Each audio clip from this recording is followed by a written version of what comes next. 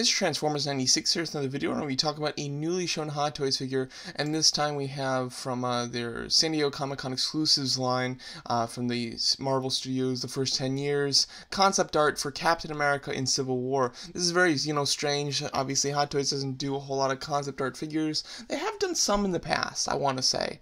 Not for Marvel, though, from what I can remember. But it's something that's not done often at all. So it is kind of neat to see that they're doing it for Captain America. It's kind of a little unnecessary, I think. I really, I think that they just see that Captain America figures sell well, so they really tried to go, well, what's a good one to do, But personally, I don't see this as a super necessary figure. The figure itself looks like it uses just about the same design as the other Civil War version, or at least the Age of Ultron version, other than the upper top has some more stripes on it seems, and the pattern at the chest area seems a bit different. But the lower half of it, from the waist down, looks pretty much identical from that. He does have a little Avengers logo on the top left, corner of his chest, and yeah, he's mainly black, which is interesting. It's obviously taken away the red, white, and blue colors, because by the end of that movie, he's kind of ripped off some of the A symbols, the Avengers symbols, and the Captain America shield and things like that off of the costume.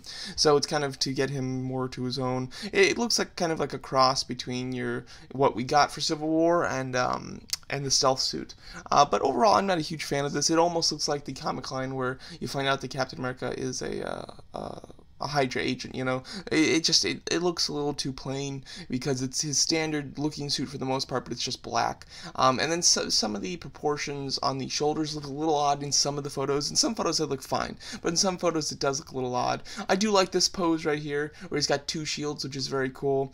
The concept art doesn't feature both of these shields. I think it's more of just something that Hot Toys threw in to make it a little more interesting, because the concept art doesn't feature a shield at all, actually.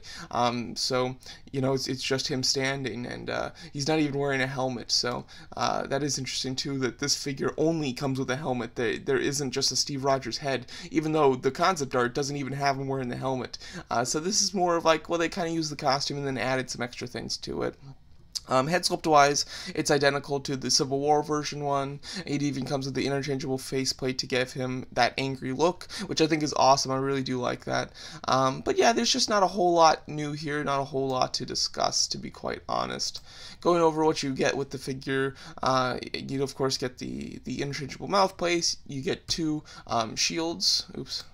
There you go. You get two shields, you get a set of hands, and then a base. I do like the fact that the base says, Marvel Studios with the 10 in it and has the first 10 years at the bottom. I kind of like that they're really celebrating with a lot of the toy lines doing the first 10 years figures.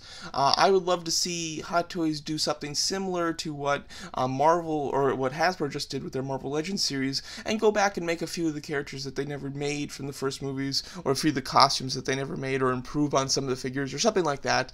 They do that with Iron Man figures a lot, so they could just throw one of those in that series and then maybe release a figure that was shown but never put on pre-order, like Yellow Jacket or something. I would absolutely love that. I'm still pining for a Yellow Jacket. We finally have a Marvel Legends one, but that Hot Toys one, which has been shown, looks just so wonderful, and yet we'll never get it. But overall, I do think that this looks it looks interesting. I like the fact that they're doing a concept art Marvel figure. I think that's cool. But the final product is nothing too special. It's very plain, in my opinion. So unless you're just a big fan of this costume, you saw that concept art and you were like, no, why didn't they use this in the movie?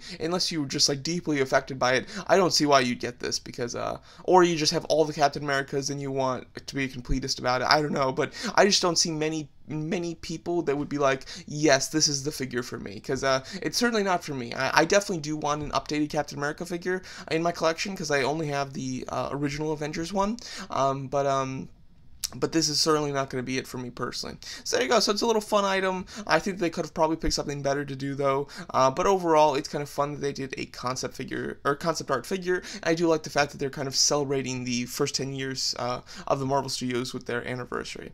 So let me know what you guys think of this new San Diego Comic-Con exclusive figure, and thanks so much for watching.